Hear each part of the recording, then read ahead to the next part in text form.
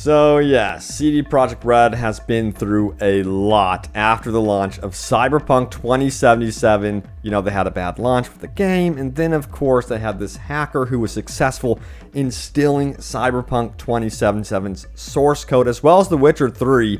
But yeah, evident out on Twitter and elsewhere, we have developers that are sounding off that they are not going to back down, that they're not going to stop fighting, that they are going to continue working on the game. And of course, we have more genuine reactions, immediate reactions to the hacking situation as well from developers. We're going to dive into that.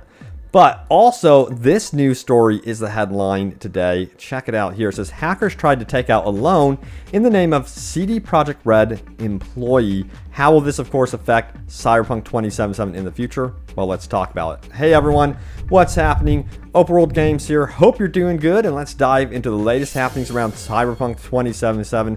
Again, hopefully things do calm down with this whole hacking situation, that they are able to update the game, get back to that, but this is going to definitely delay things in that regard. But let's dive into what the devs are saying about this whole fiasco. So, Paolo Sasco of CD Projekt Red goes on to say the following: "Never stop fighting. Cyberpunk 2077 trailer made by a fan feels like the right answer for an event like this. Thank you for your continued support. You are amazing. You know who you are. No matter how hard life beats me down, I won't ever give up." So yeah, a lot of these developers, you got to remember that they are also people too. There's been major mishaps with Cyberpunk 2077, but again, that's going to fall upon the actual leadership, the board, for making the decision to release this game too early.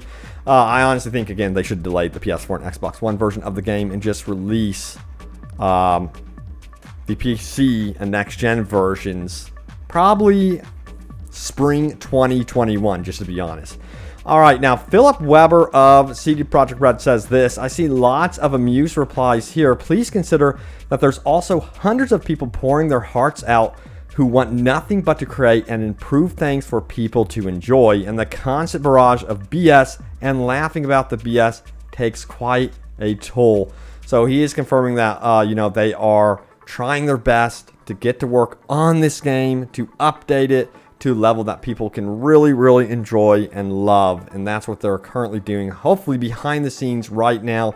Of course, most likely backing up things as well. And you got to remember that there was this recent security warning right here to ex-employees. It says, "As of the moment, we don't possess evidence that any of your personal data was accessed. However, we still recommend caution enabling fraud alerts. You have questions, please write to our privacy team." So this is something that they're going to have to work through as well. And of course, it's going to really distract the development team when they have an audience actually really kind of celebrating CD Projekt Red getting hacked. There's a lot of artists, people involved with this game that probably wanted it to be delayed even further, or probably were looking at these deadlines as super unrealistic.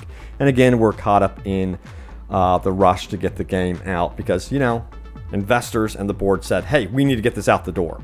But also we have another reaction here from a developer that's actually not at CD Projekt Red. This comes from Celine Ways, I think it is. She's actually a visual effect artist working on Horizon Forbidden West, another open world game I can't freaking wait for.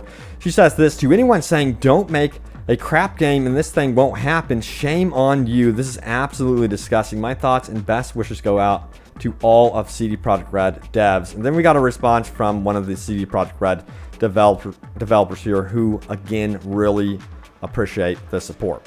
Now, according to some analysts, specifically a cyber reporter from BBC News, Joe Tidy, he says that the way CD Projekt Red has dealt with this hacker is a new gold standard. Let's go into the article right now.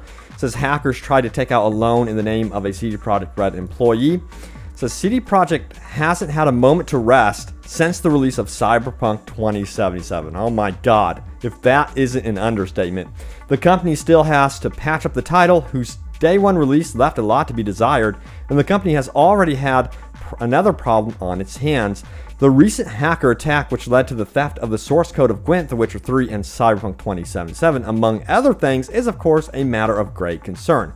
Paradoxically, it is precisely this misfortune that has gained the Polish company's words of approval. Joe Tidy, a technology reporter for the BBC, praised CD Projekt's response. The journalist went as far as to say that the Poles have set the gold standard in responding to ransomware attacks. Let's take a look at what he had to say right here. This is him on Twitter. He says this.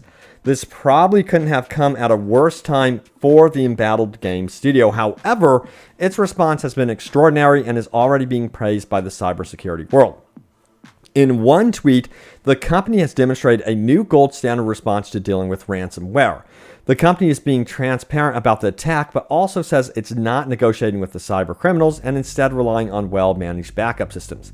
CD Projekt Red has even released a screen grab of the ransom note, which will be invaluable for researchers. It doesn't sound like much, and there will be questions about how the firm was able to breach in the first place. But in a world of empty press releases and companies secretly paying criminals huge ransoms, CD Projekt Red has shown what can and, in the eyes of many, should be done to deal with the growing problem of ransomware hacking. Now, you got to remember that they did have that successful auction, supposedly. Now, remember, this is supposedly there was a successful auction. The auction was for the source code, stolen source code, mind you, of Cyberpunk and The Witcher 3, and apparently it was successful. We don't know if that's even true or not, but, you know, the question remains, if it was true, who purchased the source code? That's the biggest question. There was also a disclaimer when the auction was actually closed that they would no longer be further selling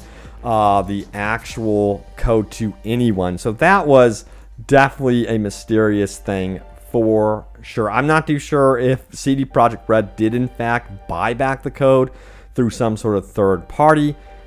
I don't know if we will ever know the truth behind this, but yeah, we will see. Now, let's take a look at this. Now, it says, the CD Projekt Red hacking story continues. Polish journalist Marcin Kosmin wrote on Twitter that hackers stole not only the source code of Cyberpunk 2077 and other game materials, but also stole the personal data of employees.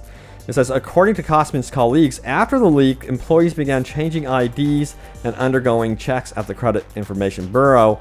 Someone received a call from the bank asking if they really wanted to take out a loan. A journalist suggested that fraudsters had stolen data from former employees of the now closed CDPR publishing house, which is affiliated with Cyberpunk 2070, with CD Projekt Red, CD Projekt Red.